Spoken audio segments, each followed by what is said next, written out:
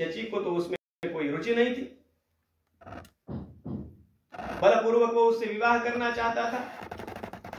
तो सभी देवताओं ने एक योजना बनाई। शची माता ने उससे अब एक आग्रह किया कि मैं तुमसे तभी विवाह करूंगी जब तुम पालकी में बैठकर मेरे पास आओगे विवाह का प्रस्ताव लेकर। और वो पालकी ढोएगा कौन, उसके कहार कौन होंगे? तो उसने कहा सारे ऋषि मुनियों को अपनी पालकी तुम उठाने पर बाध्य करो। अब नहुष तो कुछ सोचने की मनस्थिति में ही नहीं था, और दुर्वासा महाराज को भी उसने उसी काम में लगा दिया, उसकी पालकी ढोने में। और सारे ऋषि जब चल रहे थे उसे लेकर, अरे ठीक से चलो ऐसा कहते उसने लत्ता प्रहार भी कर दिया। ये पापों की पराकाष्ठा हो गई, जिसके कारण उसका पतन हो गया। इन नहुष के पुत्र थे राजा ययाति। ययाति की दो पत्नियां थी, शर्मिष्ठा और देवयानी। ये देवयानी शुक्राचार्य महाराज की कन्या थी। तो परीक्षित ने पूछा, शुक्राचार्य महाराज की कन्या जो ब्राह्मण है उसका विवाह ययाति से कैसे हुआ? क्योंकि इसे प्रतिलोम विवाह कहा जाता है। तो शर्मिष्ठा और देवयानी की कथा भी शुक्रदेव महाराज ने परीक्षित को सुनाई। ये वृषपर्वा की कन्या असुरराज की कन्या शर्मिष्ठा और शुक्राचार्य महाराज की कन्या देवयानी दोनों सखियां थी।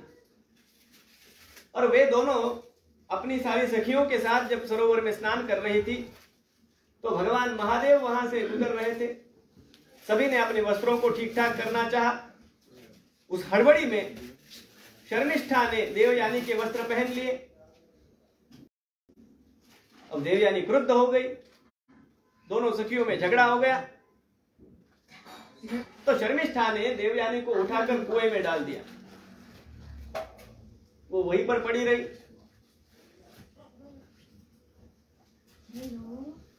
इतने में राजा ययाति वहां से गुजर रहे थे। उन्होंने देखा कि कुएं में से किसी कन्या की ध्वनि सुनाई दे रही है। तो देवयानी को उन्होंने हाथ देकर कुएं से बाहर निकाला। देवयानी ने कहा, महाराज आपने मेरा हाथ में लिया ही है तो मेरा पानी ग्रहण कर लीजिए। ययाति ने कहा, ये कैसे संभव है, तुम ब्राह्मण कन्या हो। तब देवयानी ने बृहस्पति के पुत्र कच के द्वारा उसे दिए गए शाप के विषय में ययाति से कहा कि कच ने मुझे शाप दिया है कि तुम्हारा विवाह किसी ब्राह्मण पुत्र से नहीं होगा, इसलिए आप ही मेरा स्वीकार कर लीजिए। ययाति और देवयानी का तब विवाह हुआ। लेकिन देवयानी के मन में ये रोष तो था कि शर्मिष्ठा ने मुझे उस कुएं में डाल दिया। तो उसने चाहा, अपने पिताजी से कहा भी कि मैं चाहती हूं कि शर्मिष्ठा दासी बनकर मेरे साथ चले। अब शुक्राचार्य असुरों के गुरु ही थे, उनके आदेश वो जो कहते वो वृषपर्वा तो मान जाता।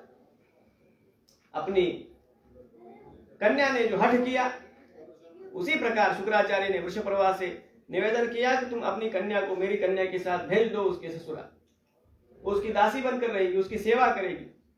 अब देवयानी को अच्छा लगा। शर्मिष्ठा वहां रहने लगी जहां सभी दासियां रहती थी और देवयानी तो महारानी बनकर बैठी है ययाति की। लेकिन प्रसंग कुछ ऐसे घटित हुए, ययाति और शर्मिष्ठा में भी अनुराग उत्पन्न हुआ, जिसके विषय में देवयानी को कुछ भी पता नहीं है। देवयानी के भी ययाति से पुत्र हुए और ययाति और शर्मिष्ठा के भी पुत्र हुए। ययाति और देवयानी के जो पुत्र है वे है द्रुह्यु और अनु, यदु और तुर्वसु।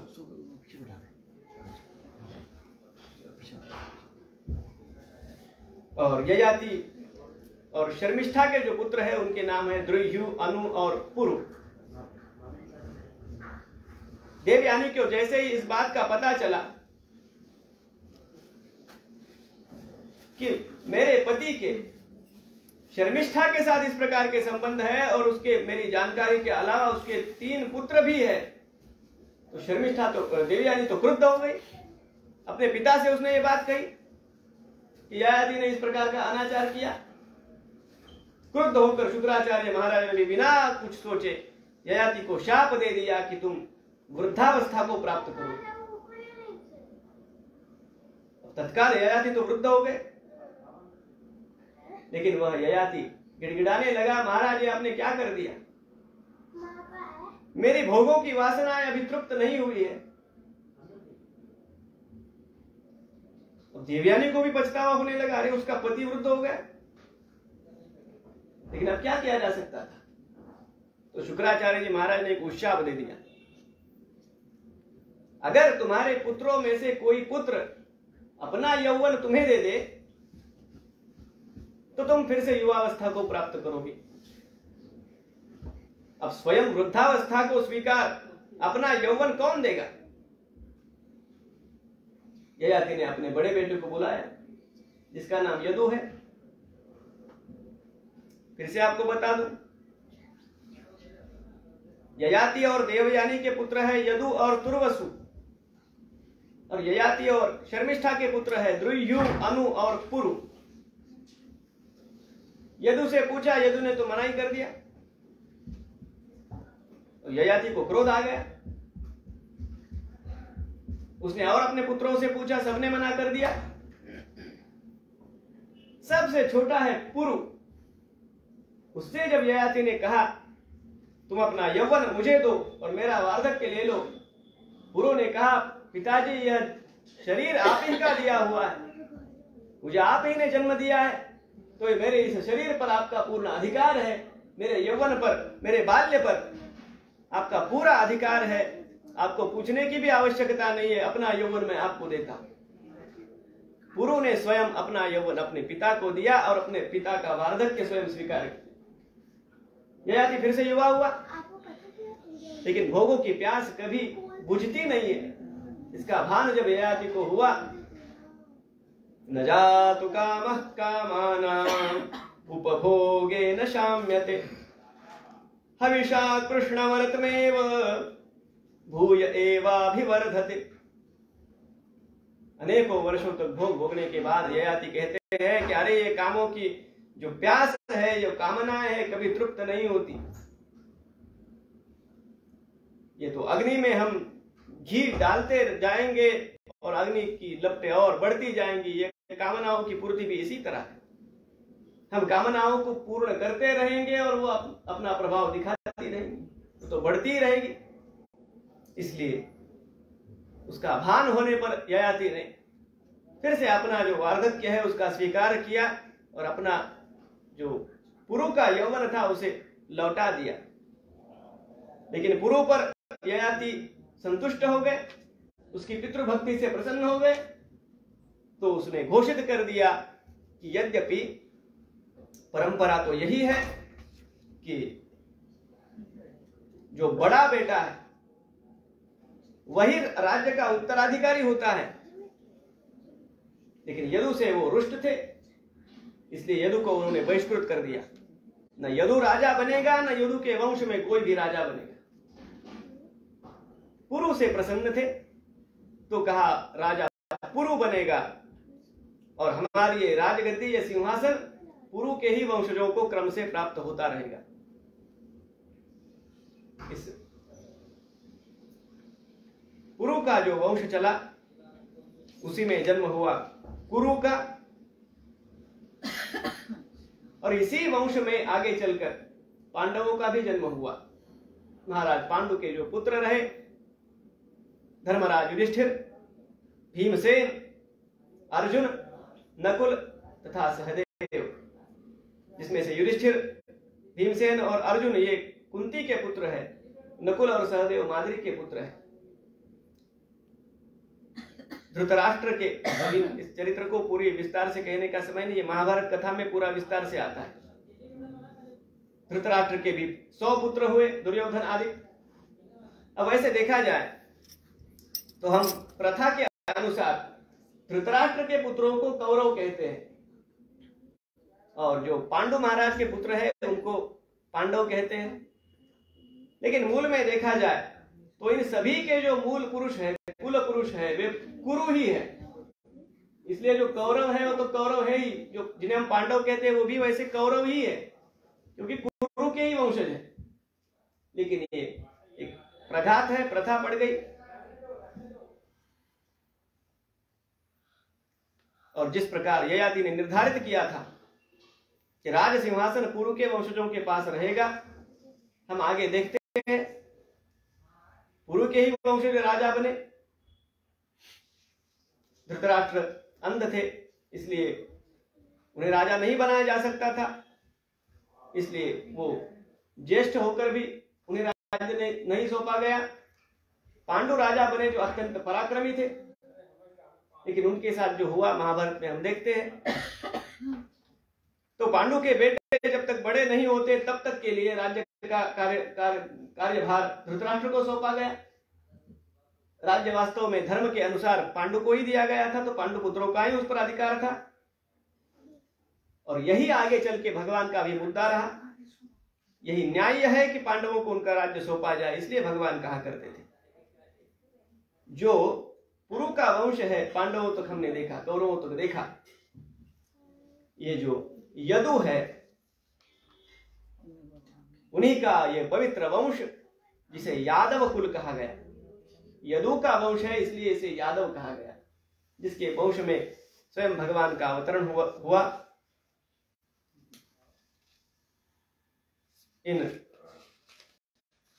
यदु के वंश में कौन कौन से राजाओं का जन्म हुआ इसका पूरा वर्णन करते हैं। सहस्रार्जुन भी जो था, जिसका परशुराम महाराज के साथ संघर्ष हुआ, वो इसी यादव कुल में जन्मा हुआ था। भगवान का ये पूर्वज ही है। कहते कहते जब शुकदेव जी महाराज कहने लगे कि राजन, इस यदु के वंश में भगवान ने अपना पूर्णतम अवतार ग्रहण किया श्री कृष्ण के रूप में। परीक्षित को पता चला अब हम इस श्रीमद् भागवत के मंदिर के गर्भगृह में प्रवेश कर रहे हैं। तो परीक्षित ने भी शुकदेव महाराज से प्रार्थना की, कथितो वंश विस्तारो भवता सोम सूर्ययोः राज्ञां चोभय वंश्यानां चरितं परमाद्भुतम् यदोश्च धर्मशीलस्य नितरां मुनिसत्तम तत्रांशेनावतीर्णस्य विष्णोर्वीर्याणि शंसनः अवतीर्य यदोर्वंशे भगवान् भूतभावनः कृतवान् यानि विश्वात्मा तानि नो वद विस्तरात्। कथा अनेकों प्रकारों से कही जाती है। वह व्यास पद्धति से कही जाती है, समास पद्धति से कही जाती है। कुछ बातों का विस्तार होता है जिसे व्यास कहते हैं, कुछ बातें संक्षेप में कही जाती है जिसे समास कहते हैं, और कुछ बातों का तो केवल संकेत मात्र होता है। और इसमें आधुनिक काल में समय के अभाव से मुझे लगता है और एक बात जोड़ दी जानी चाहिए, मैंने अपनी ओर से जोड़ दिए। एक हुआ व्यास, एक हुआ समास।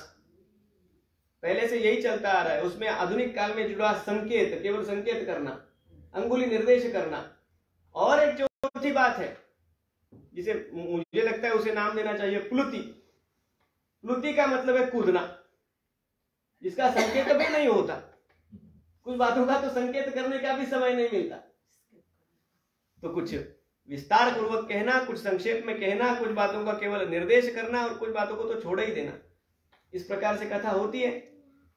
परीक्षित महाराज के सम्मुख शुकदेव भगवान जो कथा कर रहे हैं, समास व्यास पद्धति से कर रहे हैं। कुछ बातों का विस्तार हो रहा है, कुछ बातों को संक्षेप में कह रहे हैं।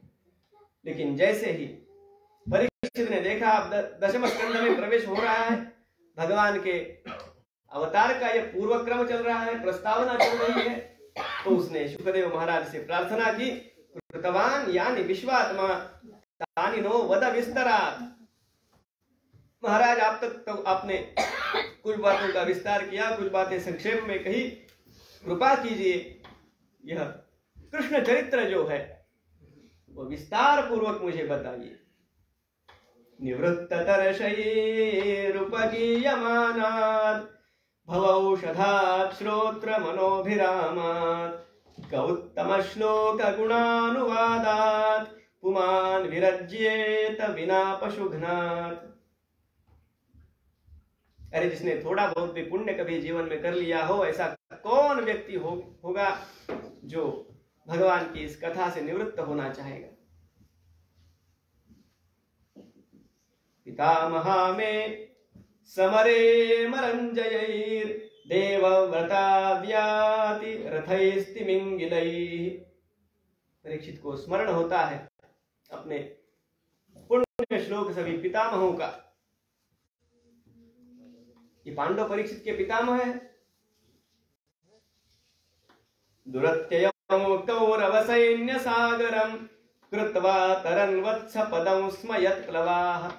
अरे जिसकी कृपा से मेरे पितामह उस दुर्जय और जिसे लांघना अत्यंत कठिन है ऐसे कौरवों के सैन्य के सागर को सहज ही तर गए। द्रौण्यस्त्र विप्लुष्टमिदं मदंगम। अपने आप पर भी भगवान की जो कृपा है उसका स्मरण परीक्षित को यहाँ हुआ। द्रौण्यस्त्र विप्लुष्टमिदं मदंगम संतान बीजं कुरु पांडवानां जुगोपकुक्षिं गत आत्तचक्रो मातुश्च मे यः शरणं गताया। पांडवों के वंश की जो एकमात्र आशा मैं था, महाराज मेरी मां, ये बात मुझे बड़ा होने पर पता चली कि मेरी मां किस प्रकार दौड़ती हुई आई, अश्वत्थामा के अस्त्र से त्रस्त। जुगोप कुक्षिंगत आत्त चक्रो, उस गर्भ में प्रविष्ट होकर भगवान ने अपने सुदर्शन चक्र से मेरा किस प्रकार रक्षण किया, मुझे उस बात का स्मरण होता। तार से बताइए।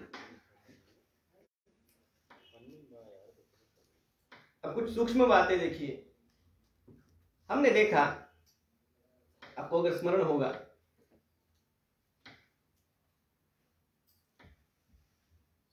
परीक्षित के जन्म का सुखदेव जी महाराज कहते हैं गदा से किया, और परीक्षित स्वयं कहते हैं, जिसे हम कहते हैं ना,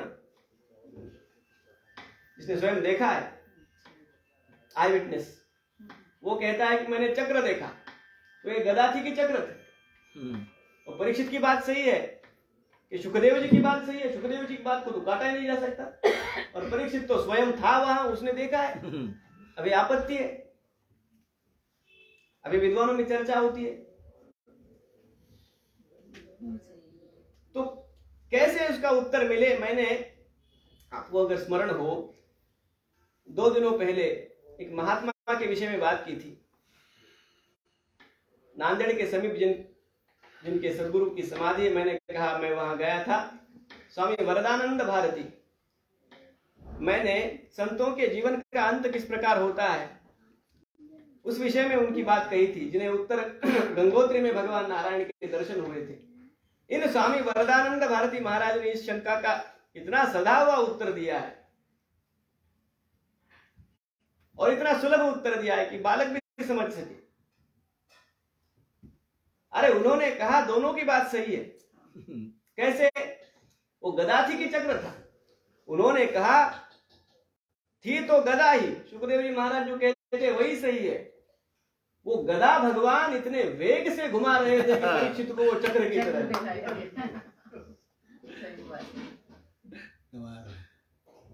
ये ऋषियों की प्रज्ञा, इससे बढ़िया और उत्तर क्या हो सकता है। चलो ये तो ऐसे ही याद आ गया।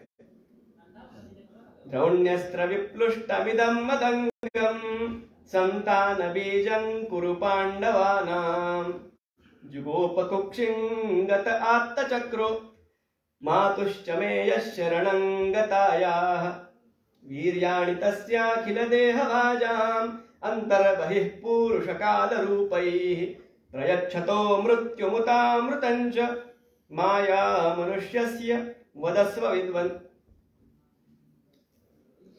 उन भगवान का वह दिव्य चरित्र मैं अपने कानों से पीना चाहता हूं।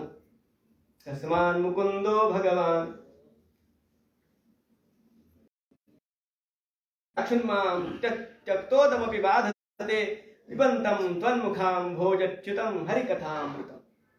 कहते महाराज अब तो आप खाना खाने के लिए भी विश्राम मत कीजिए, कथा चलते रहने दीजिए।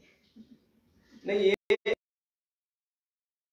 मानता कि आप मुझसे ही कह रहे हैं। चरितं कलिकल्मषघ्नं व्याहर्तुमारभत भागवत प्रधानः। कृष्ण चरित्र को कहने का शुकदेव महाराज ने यहाँ आरंभ किया।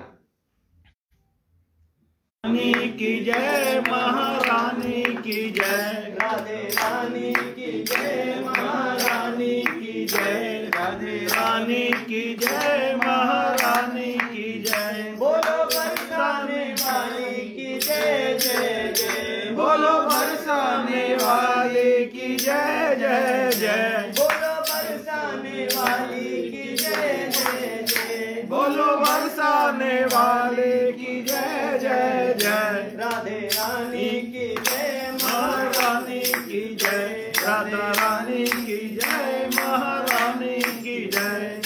भानु दुलारी की जय जय जय, भानु दुलारी की जय जय जय, भानु दुलारी की जय जय जय, भानु दुलारी की जय जय जय। राधे रानी की जय, महारानी की जय, राधा रानी की जय, महारानी की जय, राधे रानी की जय, महारानी की जय, राधा रानी की जय, महारानी की जय। बोलो बरसाने वाली की जय जय जय, बोलो बरसाने वाली की जय जय जय, भानु दुलारी की जय जय जय, जय भानु दुलारी की जय जय जय। श्याम सुंदर के प्यारी की जय जय जय, श्याम सुंदर के प्यारी की जय जय जय, राधे रानी की जय, महारानी की जय, राधा रानी की जय, महारानी की जय, राधे रानी की जय, महारानी की जय, राधा रानी की जय, महारानी की जय, राधे रानी की जय,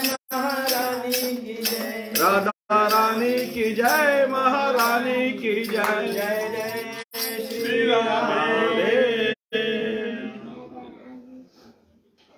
शिवशक्त्या युक्तो यदि भवति शक्तः प्रभवितुं न चेदेवं देवो न खलु कुशल स्पंदितुमपि। भगवान शंकराचार्य ने सौंदर्य लहरी स्तोत्र के आरंभ में ही ये बात कह दी। शिव अगर शक्ति से युक्त है तो ही उसके अस्तित्व का कोई तात्पर्य है। बिना शक्ति के तो शिव के अस्तित्व का कोई तात्पर्य ही नहीं। शक्ति के बिना शिव नहीं, राधा के बिना श्याम नहीं।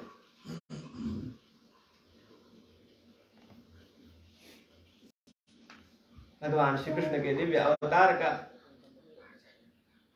यह पूरा मंगलमय प्रकरण, जैसा मैंने कहा, श्रीमद् भागवत अगर एक मंदिर है तो यह उसका गर्भगृह है।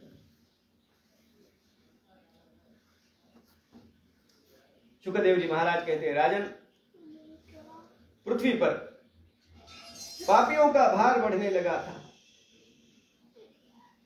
ये जरासंध, ये पापी भौमासुर और ये अनेकों पापी, जिनके कारण धर्म को ग्लानि आई हुई थी, जिनके कारण तपस्वियों का जीवन असुरक्षित हो गया था, इनके पाप के भार के कारण धरती माता त्रस्त होकर गो माता का रूप धारण कर ब्रह्मा जी से मिलने गई और अपना दुखड़ा उन्हें सुना रही थी। गौर भूत्वा श्रुमुखी खिन्ना क्रंदन्ति करुणं विभोः उपस्थितान्तिके तस्मै व्यसनं स्वमवोचत। उसका वो दुख सुनकर ब्रह्मा जी ने स्वयं अपनी आंखें मूंद ली, भगवान नारायण की प्रार्थना की और जो दिव्य वाणी उन्होंने सुनी उसी को वे पृथ्वी से कहते हैं, गिरं समाधौ गगने समीरितां निशम्य वेधास्त्रिदशानुवाचः गां पौरुषीं मे शृणुतामराः पुनः विधीयतामाशु तथैव माचिरम्। मैंने क्या सुना, सभी देवताओं ध्यान पूर्वक सुनो, मैं आपसे कहता हूं। वसुदेव गृहे साक्षात् भगवान पुरुषः परः जनिष्यते तत्प्रियार्थं संभवन्तु सुरस्त्रियः। यादवों के उस कुल में वसुदेव जी के पुत्र के रूप में स्वयं भगवान अवतीर्ण होंगे। जनिष्यते तत्प्रियार्थम संभवन्तु सुरस्त्रियः। उनकी लीला में सहभागी बनने के लिए सभी देवी देवताओं से, सभी ऋषि मुनियों से मैं अनुरोध करता हूं, सभी देवांगनाओं से अनुरोध करता हूं कि आप ब्रजमंडल में पहले से ही जन्म लेकर आ जाएं। हमें इस लीला को सुनने से पहले ही यह भान हो जाना चाहिए कि भगवान श्री कृष्ण के समय, आज भी वैसे तो ब्रजमंडल में जो गोप है, जो गोपांगनाएं हैं, जो बालक है, भगवान के सखा है, जो पशु है, जो पक्षी है, जो गोमाताएं हैं, जो शुक है, जो वृक्ष भी है, जो लताएं हैं, धूलि के जो कण है, जो छोटे छोटे भी जीव है, वो सभी ये देवी देवताएं, ये देवांगनाएं, ये ऋषि मुनि तपस्वी जिन्होंने जीवन भर ब्रह्मचर्य का पालन किया। कहा, राजन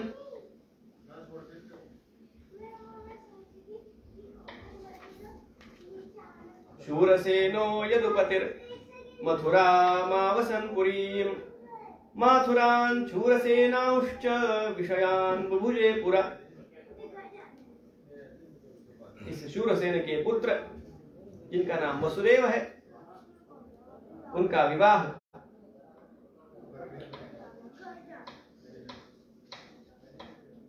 देवकी से हुआ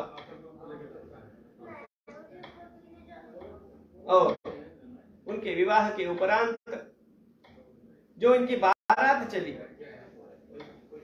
देवकी को विदा करके जब उन्हें रथ में बिठाया गया तो इस देवकी का जो ये भाई है कंस जिसका नाम है, जो उग्रसेन का पुत्र है, वह अपनी भगिनी से अत्यधिक प्रेम करता था।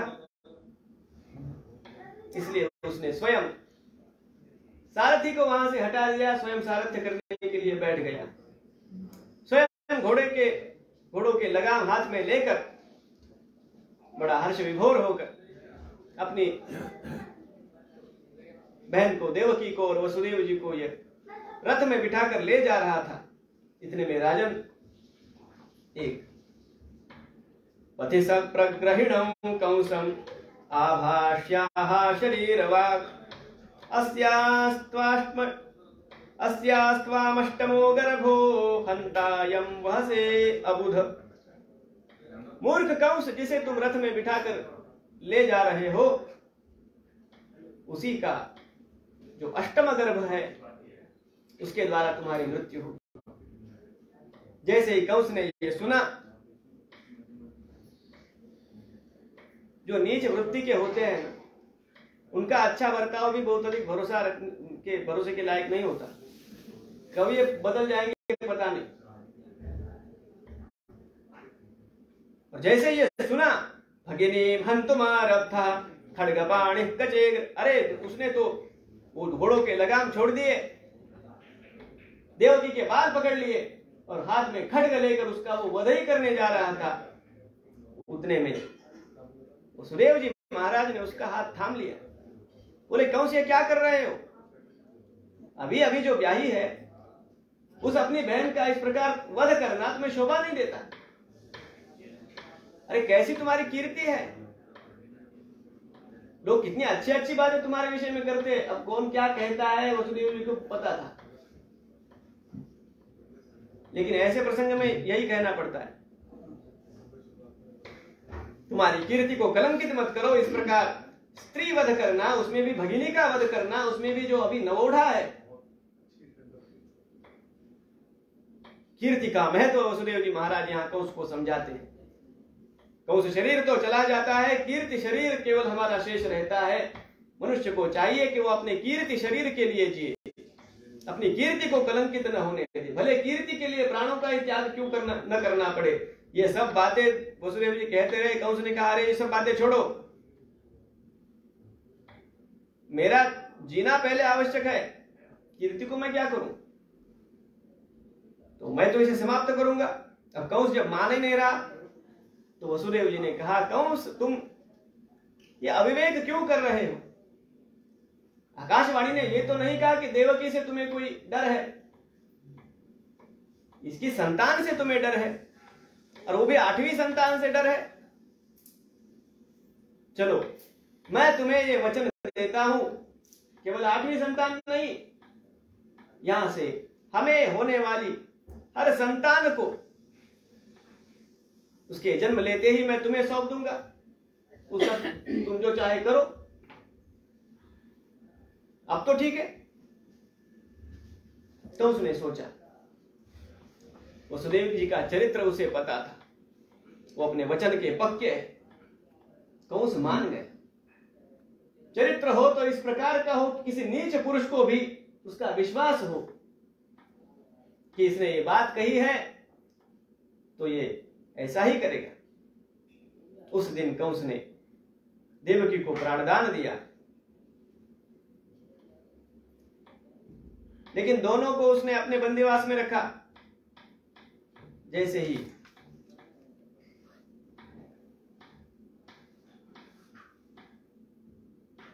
अब इधर भगवान की भी योजना चल रही थी, आगे किस प्रकार का पूरा आयोजन होगा उनकी भी ऊपर मीटिंग चल रही है। देवकी की पहली संतान हुई। वसुदेव जी जैसे वचन के अपने पक्के थे, उन्होंने लाकर कंस के हाथों में उस बालक को सौंप दिया।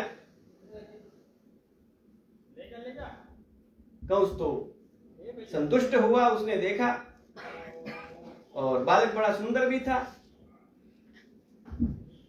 देखकर वो तो मोहित ही हो गया।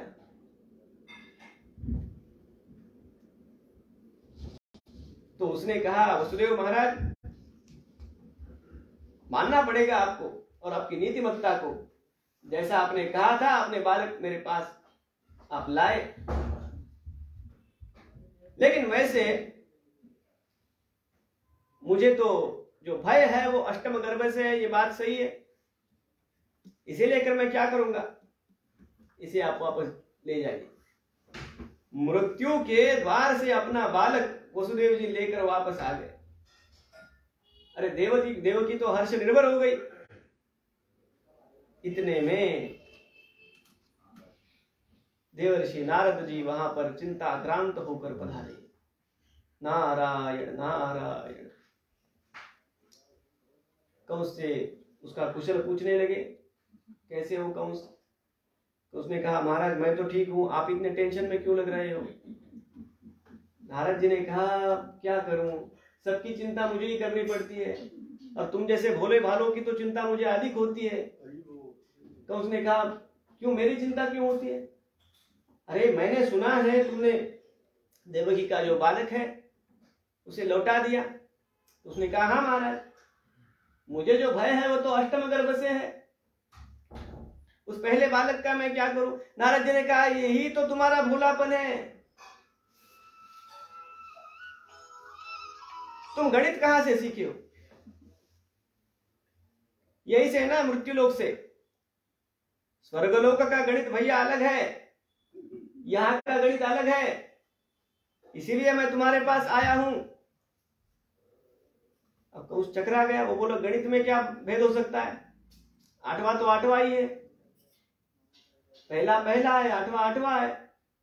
नारद जी ने कहा ऐसा नहीं होता, पहला भी वहां आठवां हो सकता है। कंस सर खुजलाने के लिए ये कैसे हो सकता है, पहला आठवां कैसे हो सकता है।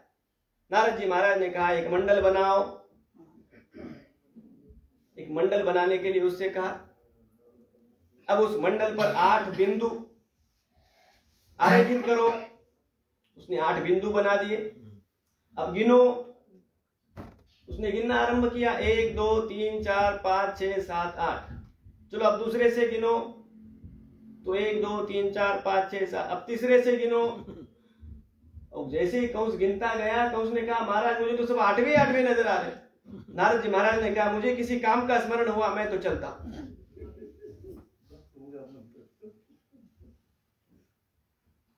कंस तो बौखला गया। उसी बौखलाहट में जैसे तैसे वो वहां देवकी और वसुदेव जी के पास पहुंचा।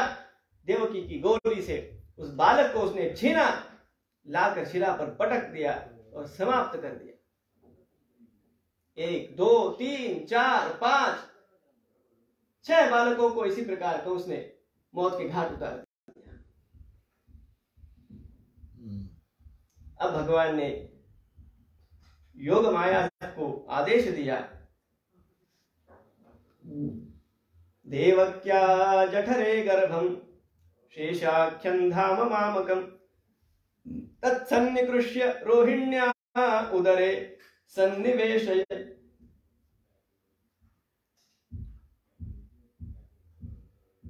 भगवान ने योग माया से कहा एक काम करो, देवकी का जो छठा गर्भ होगा वे स्वयं शेष नारायण उसके गर्भ में प्रवेश करेंगे। तुम्हें यह करना होगा कि उस गर्भ को वसुदेव जी की जो दूसरी पत्नी है, जो गोकुल में निवास करती है, रोहिणी जिनका नाम है, उस गर्भ को वहां से रोहिणी के गर्भ में स्थानांतरित करो और स्वयं नंद बाबा की जो पत्नी है, जो गोकुल में रहते हैं, यशोदा जिनका नाम है, स्वयं तुम उनके गर्भ से जन्म लो। सभी जगदम्बा के रूप में ही, जो तुम्हारा वास्तव में स्वरूप है, तुम्हें स्मरण करेंगे, तुम्हारी पूजा करेंगे। नामधेयानि कुर्वन्ति स्थानानि च नरा भुवि दुर्गेति भद्रकालीति विजया वैष्णवीति च कुमुदा चंडिका कृष्णा माधवी कन्यकेति च माया नारायणी शानी शारदेत्यंबिकेति च गर्भ संकर्षणात्तम वै प्राहुः संकर्षणं भुवि रामेति लोकरमणा बलम बलवदुच्छ्रया। आगे बलभद्र भगवान का जो संकर्षण नाम पड़ा, वो इसी कारण पड़ा क्योंकि उनके गर्भ का संकर्षण हुआ था। एक स्थान से देवकी के गर्भ से उनका स्थानांतरण रोहिणी के गर्भ में होना था, और उसी प्रकार हुआ। छठी बार देवकी गर्भवती है ऐसी वार्ता तो कंस तक पहुंची, लेकिन उसके बाद योग माया ने अपने प्रभाव से उस गर्भ का स्थानांतरण कर दिया। तो अभी वो गर्भवती थी, अब गर्भवती नहीं है। कहां उसका गर्भ गया किसी को पता नहीं चला। कंस ने सोचा अब इसे गिनना कि नहीं गिनना, ये जो 7वां गर्भ है, लेकिन उसने सोचा नहीं, मुझे असावधान नहीं रहना चाहिए। 7वीं बार तो कुछ इस प्रकार से ये घटना घटी, और अब 8वीं बार जब देवकी माता गर्भवती हुई, उनका तेज कुछ अलग से ही निखर आया था। जैसे ही सारे देवी देवताओं को वे इस वार्ता से अवगत हुए कि स्वयं भगवान पूर्णतम स्वरूप में, क्योंकि भगवान कहीं अंश रूप में भी अवतार धारण करते हैं, अनेकों भगवान के अंशावतार भी है, लेकिन कृष्णस्तु भगवान स्वयं, कृष्ण भगवान भगवान नारायण के पूर्णतम अवतार है। जैसे ही देवकी के गर्भ में चराचर को उत्पन्न करने वाले, उसकी स्थिति और लय, इन सब के कारण स्वयं भगवान नारायण है। उनका स्तवन करने के लिए, गर्भस्थ भगवान का स्तवन करने के लिए ब्रह्मा जी समेत सभी देवी देवता उस कारागृह में उपस्थित हुए। सत्यव्रतं सत्यपरं त्रिसत्यं सत्यस्य योनिन्निहितं च सत्ये सत्यस्य सत्यमृत सत्यनेत्रं सत्यात्मकं त्वां शरणं प्रपन्नाः। भगवान का दिव्य स्तवन ब्रह्मा जी ने किया। बिभर्षि रूपाण्यवबोध आत्मा क्षेमाय लोकस्य चराचरस्य सत्वोपपन्नानि सुखावहानि सताम भद्राणि मुहुःखलानाम्। और बड़ी सुंदर बात ब्रह्मा जी ने बोलते बोलते की, ये रविंदाक्ष विमुक्त मालिनस्त्वय्यस्तभावाद विशुद्ध बुद्धयः आरुह्य कृच्छ्रेण परं पदं ततः पतन्त्यधोनादृतयुष्मदङ्घ्रयः। भगवान तप, योग, ध्यान, कर्मकांड, अनुष्ठान आदि अनेकों माध्यमों से अनेक लोग, अनेक साधक अपने बल पर मुक्ति को पाना चाहते हैं, कल्याण को पाना चाहते हैं। आरुह्य कृच्छ्रेण परम परम, वे अनेकों सिद्धियों को तो पाते हैं, उन्हें लगता भी है कि वे अब मोक्ष के समीप है। केवल एक बात का उनमें अभाव होता है, आपके चरण कमलों का आश्रय वे नहीं लेते। हम आरंभ से जो देख रहे हैं, भक्ति ही एकमेव साधन है जो स्वयमेव साध्य भी है और साधन भी है। भक्ति ही एकमात्र ऐसा साधन है जो स्वयं पूर्ण है। अन्य कोई भी साधन भक्ति के बिना पूर्ण नहीं हो सकता। कोई कितना भी बड़ा ज्ञानी हो, सुखदेव जी महाराज का उदाहरण हमने देखा, जीवन मुक्त थे, ज्ञानियों के शिरोमणि थे, लेकिन उसके उपरांत भी निर्गुण परमात्मा के से एकरूपता प्राप्त होने पर भी भगवान के गुणों ने किस प्रकार उन्हें मोहित कर लिया, उनके रूप ने मोहित कर लिया और वे भक्त ही बने। भागवत जी का अध्ययन उन्होंने बाद में किया। कोई बड़े से बड़ा योगी भी हो, भगवान के चरणाश्रय में उसे भी आना होगा। कितना भी कर्मकांडी हो, प्राचीन बरही का चरित्र हमने देखा, अंततो गत्वा उसे भी भक्ति ही करनी होती है। लेकिन भक्त के लिए ये योग, ये ज्ञान, ये कर्म, ये सारे साधन अपने आप उसे सुलभ हो जाते हैं। भगवान स्वयं ये उस तक पहुंचाते हैं। ठाकुर रामकृष्ण परमहंस का मुझे स्मरण हुआ। उन्होंने जीवन में कुछ भी नहीं किया, कोई अन्य साधन नहीं किया, न योग किया, न तप किया, कुछ भी नहीं किया। अपने बड़े भाई की एक बात अपने हृदय पर उन्होंने अंकित कर ली।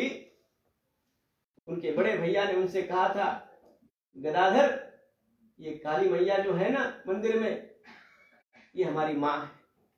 बचपन में ये बात अपने बड़े भाई से सुनी थी, गदाधर उनका नाम रहा, बस उसका विश्वास कर लिया, उसी को सर्वस्व माना, उसी से बात करते थे। और उनके चरित्र को आप पढ़िए, बड़े से बड़े ज्ञानी उनके पास आए, उन्हें समाधि अवस्था का बोध कराने के लिए आए, स्वयं चलते हुए, वे किसी के पास नहीं गए। उनके आने पर भी ठाकुर रामकृष्ण परमहंस ने उनसे भी यही कहा कि मैं आपसे कुछ सीखने के लिए मुझे पहले अपनी मां की अनुमति लेनी होगी। अब ये तो अद्वैतवादी थे बाबा जो आए थे, उन्होंने सोचा अपनी मां से पूछकर आएगा। पीछे पीछे जाकर जैसे उन्हें देखा ये तो मूर्ति से बात कर रहा है। और बाहर आकर ठाकुर ने कहा, आपको पता है बाबा, अरे आपको तो मेरी मां ने ही भेजा है मेरे लिए। और बाबा तो अद्वैती थे, वो तो हंस पड़े। जो भी हुआ आगे उनके भी मन का भ्रम काली माता ने किस प्रकार नष्ट किया उनके चरित्र में आप देखिए। सिद्धांत यह है, ज्ञान की साधना जो उनके हाथों हुई, भगवती जगदम्बा ने किसी को वहां लाया और उनको वो साधन प्रदान किया, वो कहीं नहीं गए। एक योगिनी आई, उसने तंत्र की साधना उनसे करवाई। सारी साधनाएं दक्षिणेश्वर में उन्होंने की, स्वयं कहीं नहीं गए, केवल काली माता का एक आलंबन लिया। एक भगवान के नाम का आलंबन, उनके रूप का आलंबन, सारे साधन अपने आप हमारे पास आ जाते हैं। लेकिन भगवान के केवल आलंबन को छोड़कर बाकी सारी बातें जो करता है, ब्रह्मा जी कहते हैं आरुह्य कृच्छ्रेण परम पदं ततः पतन्त्यधो नादृतयुष्म दंघ्र, उसका पतन निश्चित होगा। क्यों होगा? नादृतयुष्म दंघ्र, उसने आपके चरण कमलों का आश्रय नहीं किया। क्योंकि माया तो जाएगी, उनकी कृपा से ही जाएगी, अन्य कोई मार्ग नहीं। दैवी शेषा गुणमयी मम माया दुरत्यय, मम माया, ये मेरी माया है, ये दैवी है। मामेव ये प्रपद्यन्ते माया में तांतरन्ति, मामेव ये प्रपद्यन्ते, जो मेरी शरण में आएगा वही तरेगा। ये भगवान स्वयं कहते, कौन अपने बल पर तरेगा। तथा न ते माधव तावकाः क्वचित् भ्रश्यन्ति मार्गात् त्वयि बद्ध सौहृदाः, त्वयाभिगुप्ता विचरन्ति निर्भया विनायकानीकपमूर्ध सुप्रभु। आंखें बंद करके भी चले भक्ति मार्ग पर, कहीं कोई रोक टोक नहीं है, कहीं पतन नहीं होगा। दिव्य स्तवन गर्भस्थ भगवान का ब्रह्मा जी ने किया। हर एक श्लोक बड़ा महत्वपूर्ण है, साप्ताहिक कथा में उतना समय नहीं होता। शृण्वन् गृणन् संस्मरयंश्च चिन्तयन् नामानि रूपाणि च मंगलानि ते क्रियासु यस्त्वच्चरणारविन्दयोः आविष्टचेता न भवाय कल्पते। इत्यभिष्टूय पुरुषं यद्रूपमनिदं यथा ब्रह्मेशानो पुरोधाय देवाः प्रतिययुर्दिवम्। भगवान का दिव्य स्तवन करके ब्रह्मा जी सारे सुरवरों के साथ अपने धाम लौट गए। और राजन, वह परम पावन काल प्राप्त हुआ। देवकी के गर्भ का तेज हर मास बढ़ते ही जा रहा था। कंस तक हर ये सारी वार्ताएं आती थी। कोई कहता था देवकी जहां है उस कक्ष से दिव्य सुगंधी आ रही है। कोई कहता था देवकी का वह कक्ष तेज से भर गया है। कोई कहता था देवकी के कक्ष से मंगल ध्वनियां सुनाई दे रही है। कोई कहता था देवकी के गर्भ से कक्ष से वेदों का मंगल नाद सुनाई दे रहा है। तो उसकी हड़बड़ाहट बढ़ रही थी। अथ सर्वगुणोपेतः कालः परमशोभनः यर्ह्येवा जन्मर्क्षं शान्तर्क्षगृहतारकम्।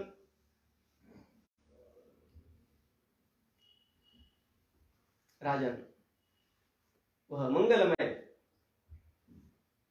उत्तर भारत की गणना के अनुसार भाद्रपद मास और दक्षिण की गणना के अनुसार श्रावण मास का वह कृष्ण पक्ष है। मंद मंद वायु बह रही है। वातावरण में पवित्र सुगंधी फैली हुई है। सारे योगियों के तन पुलकित हो गए हैं। मन हर्षोल्लास से पूर्ण हुए हैं। योगियों के मन में यह संदेश पहुंच चुका था कि ठाकुर स्वयं सगुण साकार रूप लेकर आने वाले हैं। ये सूक्ष्म जगत की बातें तो वे ही जानते हैं जो जिनका स्वयं उसमें विचरण होता है। बादल मंद मंद वर्षा कर रहे थे। मानो उनको भी हर्ष हुआ था कि उन्हीं का रंग, उन्हीं का वर्ण धारण कर भगवान आने वाले थे। भगवान मेघश्याम है। संधिकाल हुआ। धीरे धीरे रात्रि बढ़ने लगी। राजन, उस रात्रि को भी बड़ा हर्ष हुआ, क्योंकि भगवान ने उसका समय चुना था। नद्यः प्रसन्न सलिला हृदा हृदा जलरुह श्रियः द्विजालिकुल सन्नादस्तबका वनराजयः जगुः किन्नर गन्धर्वास्तुष्टुः सिद्धचारणाः विद्याधर्यश्च ननुर्तुर् अप्सरोभिः समं तदा। अप्सरों का दिव्य नृत्य चल रहा था, देवता मंगल गान गा रहे थे और निशीथ समय हुआ था। देवक्यां देवरूपिण्यां विष्णु सर्वगुहाशयः आविरासीत् यथा प्राच्यां दिशि इंदुरिव पुष्कलः। अचानक से उस समय राजन, लगभग मध्यरात्रि हो रही थी, देवकी ने देखा तमद्भुतं बालकमम्बुजेक्षणं चतुर्भुजं शंख गदार्युधायुधं श्रीवत्सलक्ष्मङ्गलशोभिकौस्तुभं पीतांबरं सांद्र सौभगम। पीतांबर पहने हुए, गले में वनमाला धारण किए हुए, शंख चक्र गदा पद्म धारण किए हुए, अत्यंत रमणीय स्वरूप वाले भगवान नारायण उनके सामने प्रकट हुए। वसुदेव और देवकी दोनों पुलकित हो गए। इस प्रकार स्तवन करे उन्हें समझ में नहीं आ रहा था, हाथ जोड़कर बैठे हुए। उनका दिव्य वर्णन भी शुकदेव महाराज ने यहाँ किया हुआ। विदितोऽसि भवान् साक्षात् पुरुषः प्रकृतेः परः केवलानुभवानंद स्वरूप सर्वबुद्धिदृक्। वसुदेव जी महाराज ने दिव्य स्तवन महाभगवान का किया। प्रभु वे आप ही है जो इस त्रिलोकी की गति को निर्धारित करते हैं। ये वे ही आप ही है जो इस त्रिगुणमयी माया से परे है। ये वे आप ही है जो काल के भी काल है। सबको ग्रसने वाला काल अंत में आप में ही विलीन होता है। सबको निर्माण करने वाले ब्रह्मा जी आप से ही निर्माण होते हैं और आप में ही दो परार्थ का अपना जीवन समाप्त करके विलीन होते हैं। आप ही मूल पुरुष है, आप ही आदि पुरुष है जो भगवान संकर्षण के उस शैया पर विराजमान रहते हैं। प्रभु तत्वतः उनका पूरा वर्णन, क्योंकि इसका भान वसुदेव जी को है, ज्ञानी है। वसुदेव जी ने तो वेदांत की भाषा में उनका पूरा स्तवन नहीं किया, लेकिन देवकी तो माता है, तो भाव प्रधान है। उसने तो भगवान से एक ही बात कही, उपसंहर विश्वात्मन अदो रूपमलौकिकम शंख चक्र गदा पद्म श्रिया दुष्टम चतुर्भुजम। भगवान को चतुर्भुज रूप में जैसे वसुदेव महाराज ने देखा, उन्हें तो सृष्टि के स्थिति उत्पत्ति प्रलय करता और काल के भी काल और सारे ऋषि मुनियों के ध्येय पर ब्रह्म भगवान का स्मरण हुआ। देवकी माता ने तो देखा है, उन्होंने कहा ये क्या चार भुजा लेकर आया। वो तो भक्त है, भाविक है। उपसंहर विश्वात्मन, श्लोक जब मैं पढ़ता हूं, गीता के विश्वरूप दर्शन योग का मुझे स्मरण होता है। भगवान कितना भक्त के अधीन है। देखिए, भगवान ने जब हजारों भुजाओं वाला अपना विश्वरूप अर्जुन के सम्मुख प्रस्तुत किया, ये भी कहा अरे अर्जुन देख लो, ऋषि मुनि देखने के लिए लालायित है, किसी को मिलता नहीं है, तुम्हें मिल रहा है। और इतने भगवान स्वयं उत्सुक थे उस रूप को दिखाने के लिए, बिना ही सोचे कि अर्जुन देख सकेगा कि नहीं, भगवान ने तो दिखा दिया। जैसे उसने इच्छा की, पश्चादित्यान वसुं रुद्रान, ये देखो अर्जुन, ये देखो अर्जुन। अर्जुन तो देख रहा है, उसे कुछ दिख ही नहीं रहा। और बाद में भगवान के ध्यान में आया, अरे तुम न तुमाम शक्य से द्रष्टुम अनेनैव स्वचक्षुषा। अरे नहीं नहीं नहीं, तुम, मेरी गलती है, तुम इन अपनी चर्म चक्षुओं से मुझे कैसे दे। भगवान तो भूल ही गए। अर्जुन की इच्छा से भगवान, जैसे कि उन्हें दिखाना ही था वो रूप, लेकिन जैसे ही वो रूप अर्जुन ने देखा, सगद गतम भीत भीत प्रणम, मैं वो तो डर गया, अर्जुन डर गया और भगवान से क्या प्रार्थना करता है, किरीटिनं गदिनं चक्रिणं च। अब यहां भगवान चतुर्भुज है, देव की माता कहती है ये 4 भी नहीं चाहिए मुझे 2 ही चाहिए।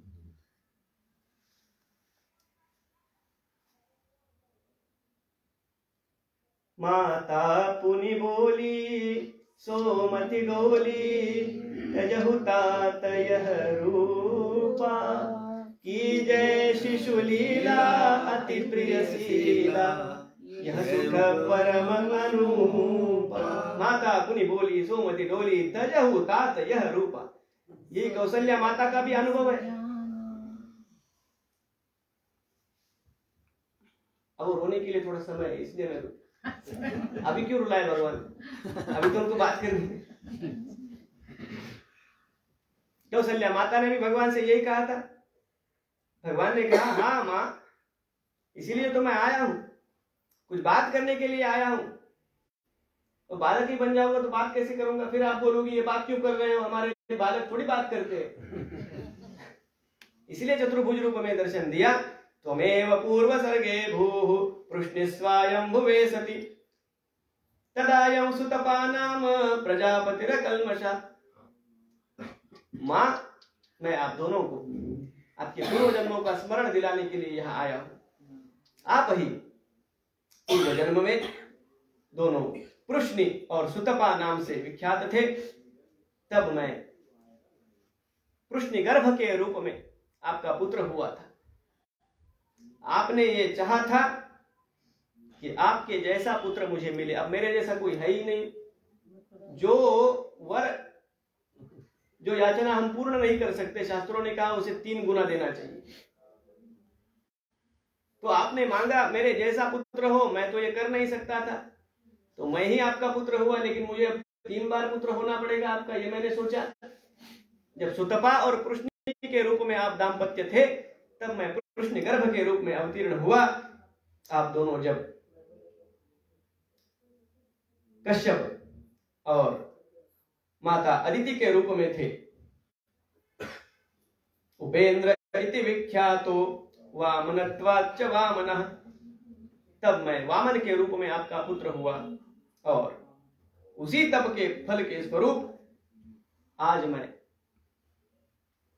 इस रूप में, बालक रूप में, जब आप देवकी और वसुदेव है, आपका पुत्र रूप धारण कर मैं आ रहा हूं। एक बात आपको बता दूं, कंस से भयभीत होने की कोई आवश्यकता नहीं। मेरी योजना के अनुसार आप काम कीजिए। वसुदेव जी से भगवान कहते हैं, मेरे जन्म लेते ही आप मुझे यहां से निकालिए, नंद बाबा के घर रखिए वहां पर, और वहां जो नवजात बालिका है यशोदा मैया की, उसे आप लेकर यहां आइए। बाकी कोई चिंता करने की आपको आवश्यकता नहीं है। सारी प्रतिकूलताएं, सारी बाधाएं अपने आप हट जाएगी। मां, तुम्हारी इच्छा है ना मैं शिशु बनकर आऊं, ये मैं आया, ऐसा भगवान ने कहा। इत्युक्त्वा सिद्धरिस्तूष्णीं भगवान् आत्ममायया पित्रो संपश्यतो सद्यो बभूव प्राकृतः शिशुः। गोपाल कृष्ण भगवान की जय। जय जयकार धीरे करिए, कंस कहीं जग न जाए। अभी हम गोकुल में नहीं पहुंचे, उत्सव तब करेंगे, अभी कारागृह में है भगवान का आविर्भाव हुआ। परित्राणाय साधूनां विनाशाय च दुष्कृतां धर्म संस्थापनार्थाय संभवामि युगे युगे। मानो भगवान अपने रुदन की आवाज से सभी साधुओं को आश्वस्त कर रहे थे और सभी दुष्टों को ये चेतावनी दे रहे थे, मैं आ चुका हूं, धर्म की संस्थापना के लिए आया। जिस प्रकार भगवान का नियोजन था, योग माया ने सभी पहरेदार जो भी वहां थे उनको निद्रिस्त कर दिया, वे निद्रा के अधीन हो गए। एक टोकरी सजाई गई, उसमें वस्त्र रखा गया, भगवान को उसमें विराजित कर दिया गया। देवकी माता ने कहा, मैंने तो अभी जी भर के देखा भी नहीं मेरे बालक को, आप क्या कर रहे हैं? फिर से उन्होंने उठा लिया, आलिंगन में भर लिया भगवान को, अपनी ममता का पान उन्हें कराया, उनकी सावली सुंदर मूर्त को अपने मन में प्रतिष्ठित कर लिया और न चाहते हुए भी उस टोकरी में उस बालक को रख दिया। वसुदेव जी महाराज ने भी अपने अंतःकरण को मानो पत्थर सा बनाते हुए टोकरी को उठा लिया, सारी जो बेड़ियां पग में थी अपने आप खुल गई, जो द्वार बंद थे कारागृह के अपने आप खुलने लगे। उस टोकरी को मस्तक पर धारण करके वसुदेव जी महाराज मथुरा के उस कारागृह से बाहर निकले। मंद मंद वर्षा तो हो ही रही थी,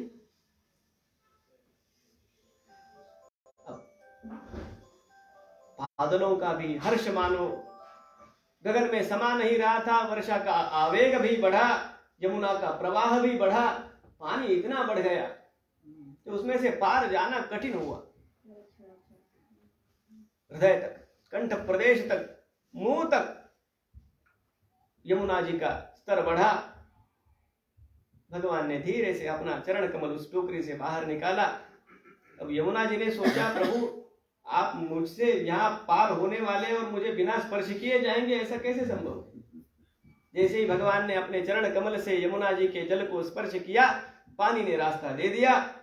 भगवान को वर्षा की बूंदों से कोई पीड़ा न हो, इसलिए भगवान शेष नारायण स्वयं अपना फन उनके ऊपर छत्र की तरह धरकर साथ में चल दिए।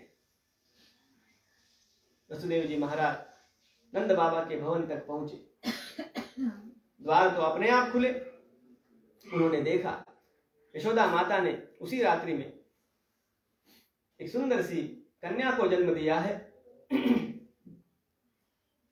टोकरी में जो ये अपना कन्हैया था उसे वहां रख दिया, उस कन्या को उस टोकरी में ले लिया। फिर से एक बार जी भर के उस उनके स्वरूप को देखा, पर ब्रह्म भाव से प्रणाम भी किया, टोकरी लेकर वहां से चल दी।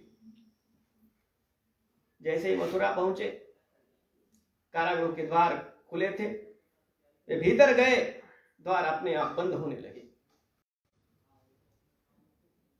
अपने कक्ष में जैसे ही पहुंचे, बेड़ियां अपने आप हाथों में पड़ गई। परमात्मा को मस्तक पे धारण किया, सारे बंधन खुल गए। जैसे ही माया मस्तक पर आ गई, बंधन फिर से पड़ गई। ये जीव को तय करना है कि मस्तक पर वो किसे धारण करे। योग माया को जैसे ही पता चला कक्ष में हमें लाया गया है, उसने उच्च स्वर से रुदन आरंभ कर दिया और सारे जो पहरेदार थे वो जग गए और सब में एक ही चर्चा थी, अरे आठवां आ गया, आठवां आ गया। कंस वैसे सो तो नहीं पाया था, जैसे तैसे कुछ निद्रा के अधीन हो रहा था। एक पहरेदार वहां आया, महाराज आठवां आ गया। उठकर कंस इधर उधर देखने लगा, अरे उसे तो भान ही नहीं था, कहां उसका उपवस्त्र गिर गया, अस्त व्यस्त उसके बाल है, गिरता हुआ लड़खड़ाते हुए जैसे तैसे उस देवकी के कक्ष तक आया। आकर जैसे देखा, देवकी के उसकी गोदी में वह बालिका थी। देवकी को डर लगा, अब ये बालिका को भी लेकर जाएगा। देवकी ने कहा, भैया ये तो बालिका है, ये कन्या है, ये अबला है, ये तुम्हारा क्या बिगाड़ेगी। तो उस सोचने लगा, ये कैसे हो गया, ये आठवां बालिका कैसे हो गई। वो कुछ संभ्रम में था कुछ क्षणों के लिए, लेकिन इतने में उसको देवर्षि नारद जी का स्मरण हुआ। उसने कहा, नहीं नहीं नहीं नहीं, ये देवों का गणित ही कुछ अलग है। वहां का अगर गणित भी अलग है तो वहां का भौतिक शास्त्र भी अलग ही होगा। पता नहीं वहां कन्या को पुत्र और पुत्र को कन्या भी कहते होंगे। अब तो मैं असावधानी से कुछ भी नहीं करूंगा। उसने कहा अबला है सबला है जो भी है मुझे दे दो। छीन कर कंस ने उस बालिका को लिया, वहीं पर गया जहां उसने उन 6 बालकों को समाप्त कर दिया था। उठाकर शिलाखंड पर उसके पटकना चाहता था, इतने में हाथ से वो छूट गई। दिव्य रूप में अष्टभुजा के रूप में प्रकट हुई जगदम्बा माता की। सर्वमंगल मांगल्ये शिवे सर्वार्थ साधिके शरण्ये त्र्यंबके गौरी नारायणी नमोस्तुते। शरणागत दीनार्थ परित्राण परायणी सर्वस्यार्ति हरे देवी नारायणी नमोस्तुते। भयंकर अट्टहास करने लगी भगवती जगदम्बा। अरे पागल कंस मुझे मारना चाहता है।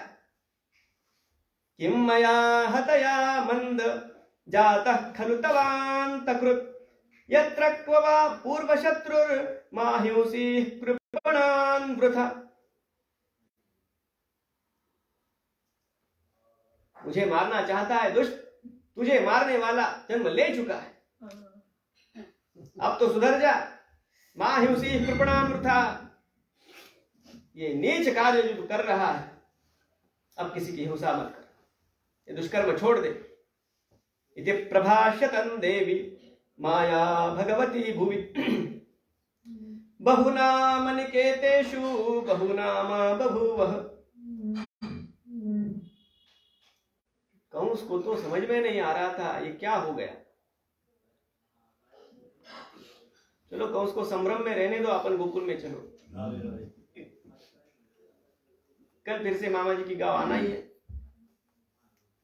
गोकुल में मध्य रात्रि में यशोदा ने बालक को जन्म दिया है, पुत्र को जन्म दिया है। यह वार्ता वायु वेग से सुबह होते होते, ब्रह्म मुहूर्त को होते होते पूरे गोकुल में फैल गई। सारे गोकुल के वासी नंद बाबा के घर आने लगे, उन्हें बधाइयां देने लगे, उत्सव की तैयारियां होने लगी। हम भी उत्सव की तैयारी हो तो गई है ना, सब उत्सव के वातावरण में है। अब यहां से भगवान जैसे गोकुल में आए हैं, अब यहां से गोकुल का हर क्षण उत्सवमय है। वास्तव में देखा जाए, गोकुल हमारे देह को भी कहते हैं। गो कहते हैं इंद्रियों को, और इंद्रियों का जो समूह है ये हमारा शरीर है। हमारे देह में भी, हमारे इस मन में भी जैसे ही परमात्मा का आगमन होता है, यहाँ हमें क्षण क्षण उत्सव हो जाता है। कोई उपहार लेकर आ रहा है, कोई दूध और दही जो गोकुल में विपुल मात्रा में है उछाल रहा है। फूलों की वर्षा हो रही है, नंद बाबा का सभी अभिनंदन कर रहे हैं। आइए हम भी संकीर्तन करते हुए, गाते हुए, नाचते हुए गोकुल में जाए, भगवान के जन्मोत्सव को मनाएं। नंद के आनंद भयो जय कन्हैया लाल की। नंद के आनंद भयो जय कन्हैया लाल की। नंद के आनंद भयो जय कन्हैया लाल की। नंद के आनंद भयो जय कन्हैया लाल की। जय कन्हैया लाल की, जय राधे गोपाल की। जय कन्हैया लाल की, जय राधे गोपाल की। जय कन्हैया लाल की, जय राधे गोपाल की। जय कन्हैया लाल की, जय राधे गोपाल की। नंद के आनंद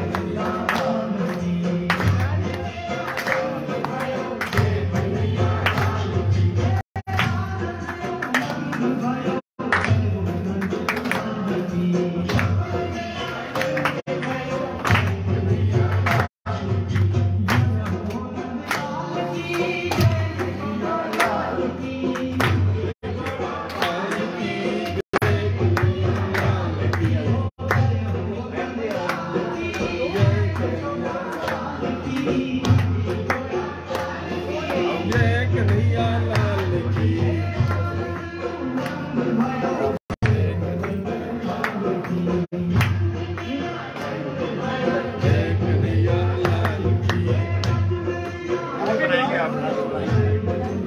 बना दिए जमाई हमारे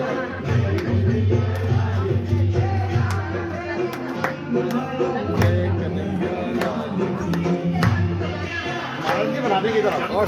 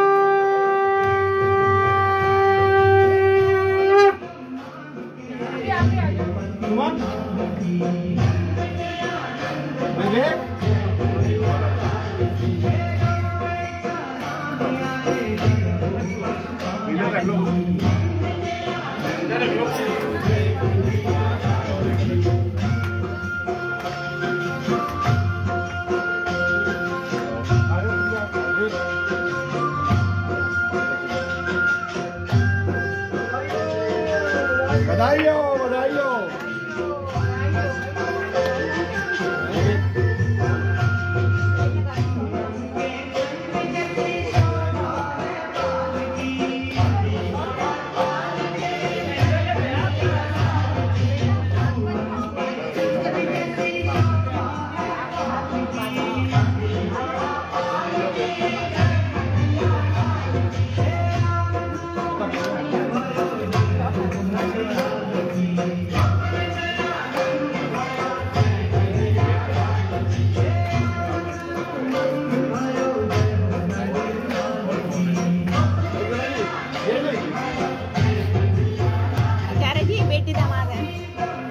बेटी दमाद है।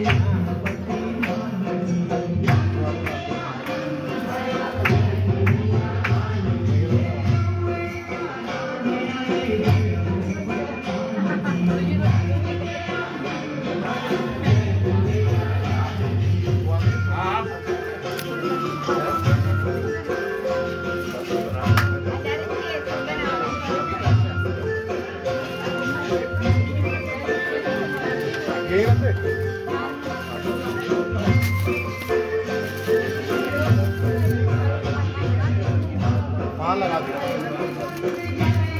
इसके ऊपर ही रखो।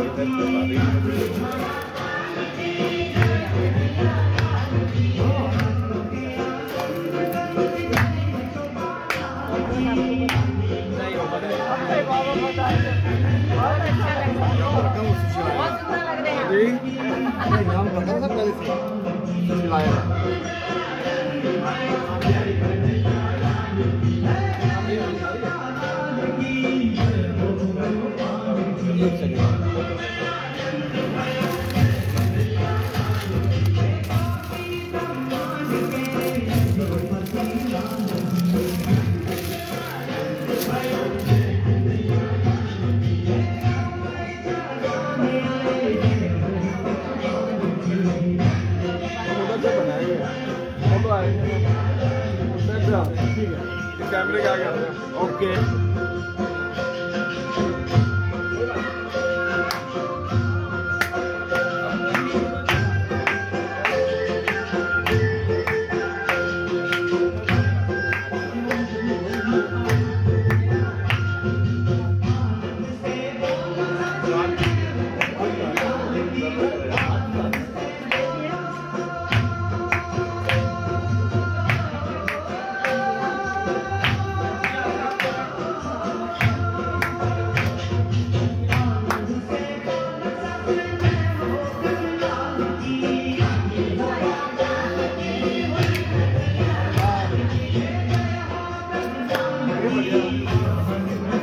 मांगती